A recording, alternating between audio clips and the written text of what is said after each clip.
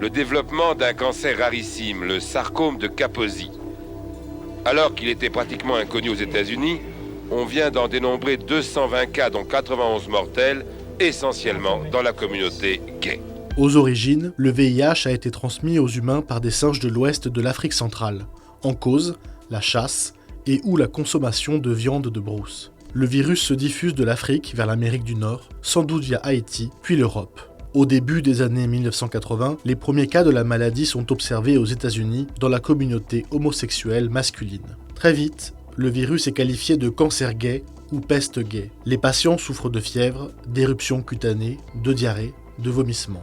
En France, la maladie est évoquée pour la première fois en 1982 au journal télévisé. On ne parle pas encore de sida, mais d'un virus inconnu. Le sarcome de Kaposi.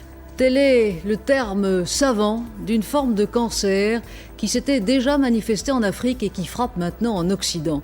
Une particularité, elle n'atteint que les homosexuels mâles, surtout ceux qui utilisent des excitants chimiques. En 1982, la maladie prend un nom, SIDA, syndrome d'immunodéficience acquise. Le virus est officiellement identifié en 1983 à l'Institut Pasteur par l'équipe de Luc Montagnier et Françoise Barré-Sinoussi, futur prix Nobel en 2008. Le virus se transmet par voie sexuelle et sanguine, ainsi que de la mère à l'enfant. Il touche les 5 continents.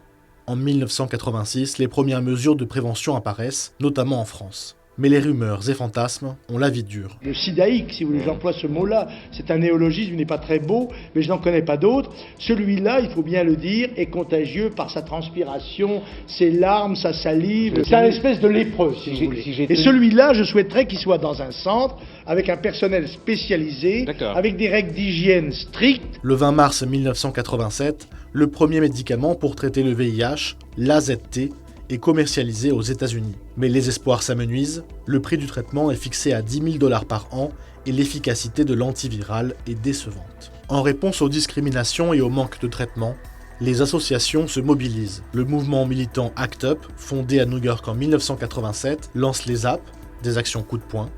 Une première manifestation est organisée devant la bourse de New York. ACT UP s'étend en Europe.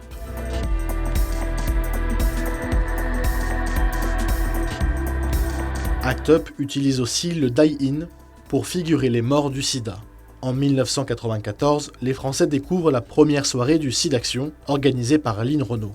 La recherche progresse. En 1996, lors de la conférence internationale sur les rétrovirus à Washington, plusieurs travaux sont présentés. Les premières trithérapies, combinaison de 3 traitements antiviraux, sont mises au point. La maladie devient une maladie chronique et l'espérance de vie des malades est considérablement prolongée. À ce jour, aucun vaccin n'a été trouvé et aucun traitement ne permet d'éliminer complètement le VIH de l'organisme.